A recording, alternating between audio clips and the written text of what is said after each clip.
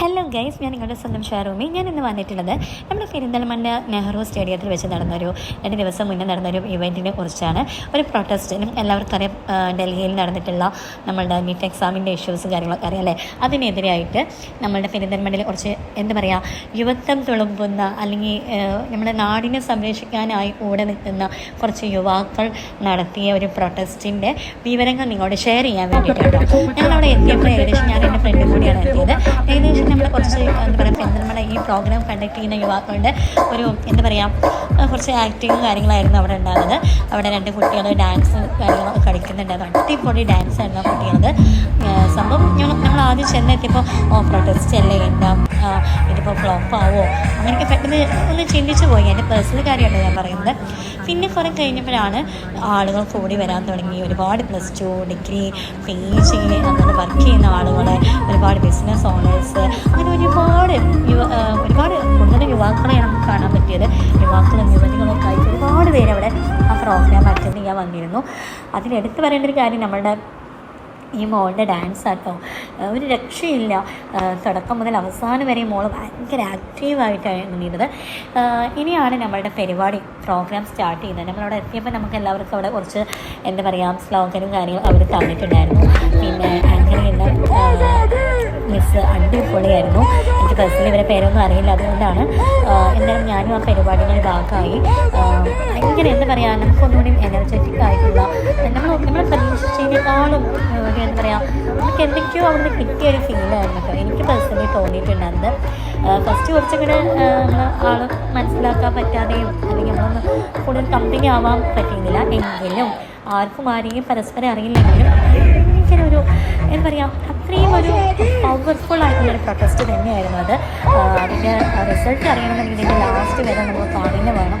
അത്രയും നല്ലൊരു പ്രോഗ്രാമിനാണ് പങ്കെടുത്തതെന്ന് പറയുമ്പോൾ എനിക്ക് ഒരുപാട് സന്തോഷമായി. നമ്മൾ നെഹ്റു സ്റ്റേഡിയത്തിൽ വെച്ചിട്ടായിരുന്നു എന്നെ അറിയാതെ ക്രൗഡ് കണ്ടില്ലേ. ഒരുപാട് യുവാക്കളാണ് യുവതികളാണ് ഏറ്റവും കൂടുതൽ ഉള്ളത്. മനസ്സിലായില്ലേ? ഇത് കണ്ടാൽ തന്നെ നമുക്ക് മനസ്സിലാവും. എന്തായാലും പ്രോഗ്രാമിൽ ഒരുപാട് പേര് വന്നു. ഒരുപാട് പേര് അവരുടെ അഭിപ്രായങ്ങൾ രേഖപ്പെടുത്തി. ഒരുപാട് ഇൻഫ്ലുവൻസേഴ്സ് ഉണ്ടായിരുന്നു. അതിൽ നമ്മൾ BNA മെമ്പേഴ്സ്, BNA ഫിനാഫ്, അതുപോലെ തന്നെ BNA ബെഞ്ചുമാർക്ക്, എനിക്കറിയാവുന്ന കുറച്ച് പേരാണ്. എനിക്ക് ബാക്കിയുള്ളവരൊന്നും അറിയില്ല.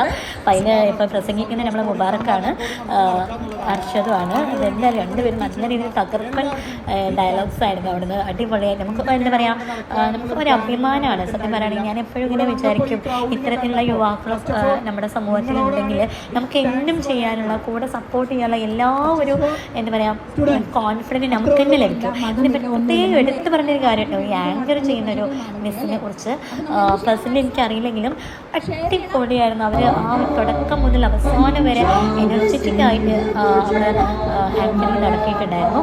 പിന്നെ ഒരുപാട് വ്യക്തികൾ, ഇപ്പം നമ്മൾ BNA ബെഞ്ച് മാർക്കിനുള്ള ഒരുപാട് പേര് എനിക്ക് പേഴ്സണലി സോഷ്യൽ മീഡിയയിൽ കണ്ട പരിചയമുള്ളൂ, കൂടുതലായിട്ടും അറിയില്ല. അവരൊക്കെ നല്ല രീതിയിൽ തന്നെ അത് ചെയ്തിട്ടുണ്ടായിരുന്നു. ഒരുപാട് പേര് ഇപ്പോൾ പേരെടുത്ത് പറയാൻ അറിയാത്തതുകൊണ്ടാണ്. അതിനുശേഷം നമ്മളെല്ലാവരും ഒരുമിച്ച് നിന്നിട്ട് അവർ ചൊല്ലിക്കാൻ നമ്മുടെ പ്രതിജ്ഞ എല്ലാവരും ചൊല്ലി ശബ്ദമായിട്ട് നമ്മളെല്ലാവരും കോൺസെൻട്രേറ്റ് ചെയ്തിട്ടാണ് ഈ പ്രോഗ്രാം അറ്റൻഡ് ചെയ്തത്. നമ്മൾ ഒരുപാട് കാലം സ്കൂൾ ലൈഫിലോട്ട് തിരിച്ചു പോയൊരു ഫീലായിരുന്നു. നമ്മുടെ രാജ്യത്തിന് വേണ്ടി നമ്മളൊരു ദിവസമെങ്കിലും, നമ്മളിപ്പോൾ ഒരുപാട്, ഇപ്പോൾ ഞാനൊക്കെ വർക്ക് ചെയ്യുന്ന ആളാണെങ്കിലും നമുക്കതിപ്പോൾ എപ്പോഴും ചിന്തിക്കോളന്നില്ല അല്ലേ. ഇങ്ങനൊരു പ്രൊട്ടസ്റ്റിന് പോയപ്പോൾ നമുക്കത് ചെല്ലേണ്ടി വന്നു.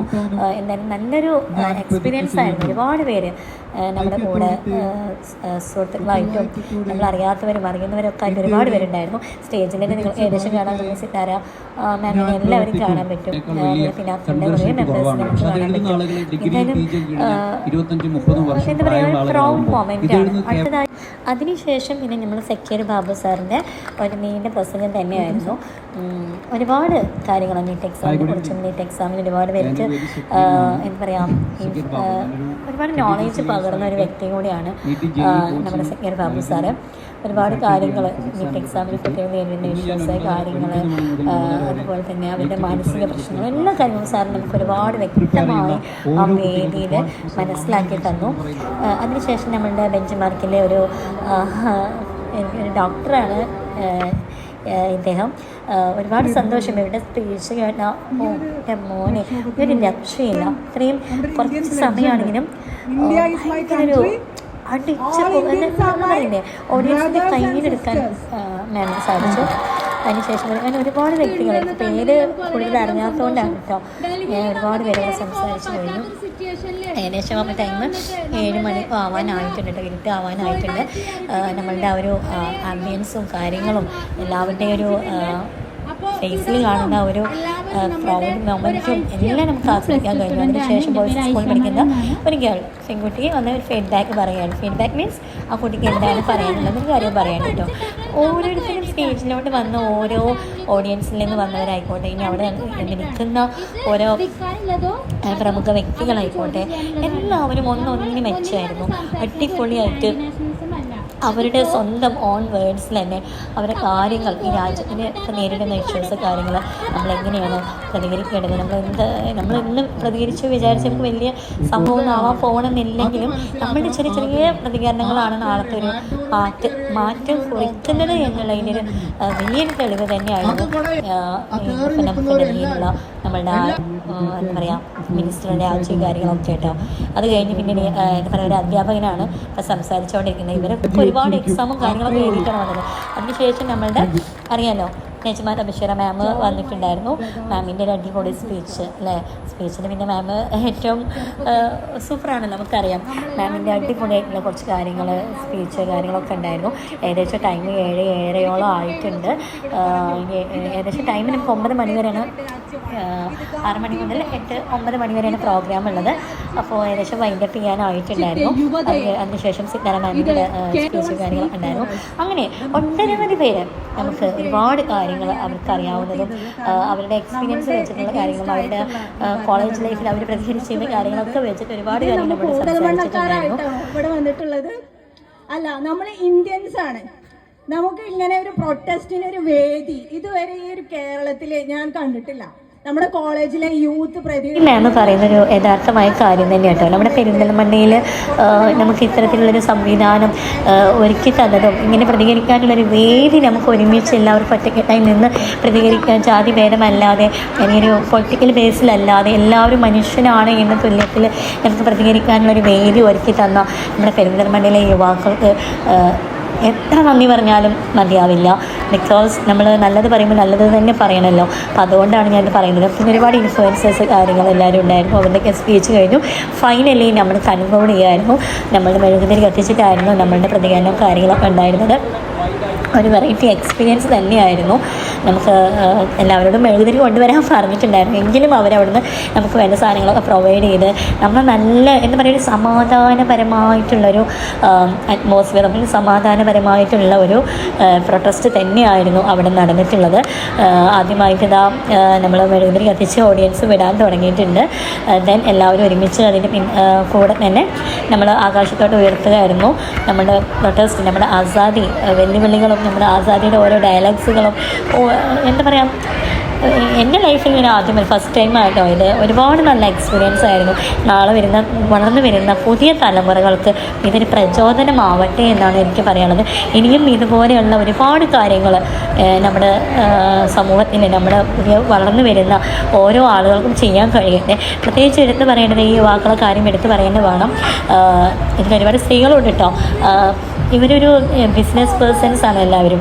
പക്ഷേ ഇവരുടെ ബിസിനസ്സിൻ്റെ ഇടയിലും ഇവർ സമൂഹത്തിന് വേണ്ടി, നാടിന് വേണ്ടിയിട്ടും അവനവൻ്റെ രാജ്യത്തിന് വേണ്ടിയിട്ടും ഇന്ന് സമൂഹത്തിൽ നടക്കുന്ന പ്രതിസന്ധികൾക്ക് എന്താ പറയുക നേരിടുന്ന കാര്യങ്ങളൊക്കെ എതിർത്ത് സംസാരിക്കാൻ കഴിവുള്ള യുവാക്കൾ തന്നെയാണ് ഇവർ എന്നുള്ളത് തെളിയിച്ച് കഴിഞ്ഞതാണ്. അപ്പോൾ അവർക്ക് ഒരു റിയലി എന്താ പറയുക ഒരു പ്രൗഡ് തന്നെയാണ്. ഇത്തരത്തിലുള്ള ആളുകളുടെ കൂടെ തന്നെയാണ് നമ്മളിപ്പോൾ ജീവിച്ചുകൊണ്ടിരിക്കുന്നത് എന്ന് കാണുമ്പോഴും അറിയുമ്പോഴും ഒരു സന്തോഷം തന്നെയാണ് കേട്ടോ. എനിക്ക് ഇവരോട് പറയാനുള്ളത് നമ്മുടെ എന്താ പറയുക സൊസൈറ്റിയോട് എനിക്ക് പറയാനുള്ളത്, നമ്മളെല്ലാവരും ബിസിനസ് പേഴ്സൺസ് എന്ന് പറയുമ്പോൾ അവരുടെ ബിസിനസ്സിന് വേണ്ടി മാത്രം, അവരുടെ ഉയർച്ചയ്ക്ക് വേണ്ടി മാത്രം ആളുകളെ കമ്മ്യൂണിക്കേറ്റ് ചെയ്യുന്ന ആളുകളായിരിക്കാം, അല്ലെങ്കിൽ അതിനു വേണ്ടി മാത്രം ലക്ഷ്യം വെക്കുന്നവരായിരിക്കാം. പക്ഷെ എനിക്ക് ഇന്ന് മനസ്സിലായത്, ഇന്നെന്നല്ല ഇതൊരു ഉദാഹരണമാണ്. ഇത്തരത്തിലുള്ള യുവാക്കൾ ബിസിനസ്സിൻ്റെതായ രീതിയിൽ നടക്കുമെങ്കിലും രാജ്യത്തിന് വേണ്ടിയിട്ടും സമൂഹത്തിന് വേണ്ടിയിട്ടും ഇന്നത്തെ യുവതലമുറകൾക്ക് വേണ്ടിയിട്ടും സമൂഹത്തിൽ നടക്കുന്ന ഓരോ പ്രശ്നങ്ങൾക്ക് വേണ്ടിയിട്ടും മുൻകൈ എടുക്കുന്നുണ്ടെങ്കിൽ ഇവർക്ക് നമ്മൾ എന്താണ് പേര് പറയാം, ഇവരെ നമ്മൾ എന്താണ് വിളിക്കേണ്ടത്? ഇത്തരത്തിലുള്ള ആളുകൾ നമ്മുടെ രാജ്യത്തും നമ്മുടെ സമൂഹത്തിൽ ഉണ്ടെന്നുണ്ടെങ്കിൽ നമുക്കൊരു പേടി പേടിക്കാനില്ല. നമ്മുടെ കൂടെ കട്ട സപ്പോർട്ടായി ഇത്തരത്തിലുള്ള ആളുകൾ മുന്നിട്ട് ഇറങ്ങുകയാണെന്നുണ്ടെങ്കിൽ ഞാനടക്കം നിങ്ങളടക്കം നമ്മൾ എന്ത് ചെയ്യും, ഒത്തുചേരുക തന്നെ ചെയ്യും അല്ലേ. നമുക്ക് ധൈര്യം തരാനും നമുക്കൊരു കോൺഫിഡൻറ്റ് തരാനും ഇത്തരത്തിലുള്ള ഈ വ്യവസായ മേഖല അല്ലെങ്കിൽ ബിസിനസ് മേഖലയിലുള്ള ആളുകൾ വരെ ഇതിലോട്ട് ഇറങ്ങുക. പണ്ട് കാലത്ത് രാഷ്ട്രീയക്കാരോ അല്ലെങ്കിൽ ഇതിനോട് അല്ലെങ്കിൽ നിയമപാലകനോ ഇവരൊക്കെ ആയിരിക്കും നമുക്ക് കൂടുതൽ പറഞ്ഞു തരേണ്ടത്. പക്ഷേ ഇന്ന് വളർന്നു വരുന്ന ഓരോ ബിസിനസ് ആളുകളും ഇത് നമുക്ക് പറഞ്ഞു തരുമ്പോൾ എന്താ പറയുക, ഒരു പ്രൗഡ് തന്നെയാണ് ഇത് കേട്ടോ. എടുത്ത് പറയേണ്ട കാര്യമാണ്. ലാസ്റ്റ് അവസാനമായിട്ട് പ്രോഗ്രാം നല്ല അടിച്ച് പൊളിച്ച് നല്ല രീതിയിൽ നമ്മളിപ്പോൾ ഒരു DJ പരിപാടിയാണെന്ന് വിചാരിക്കുന്നത് വേണ്ട. കാരണം അത്രയും ക്രൗഡ് പ്രതിഷേധമാണിത്.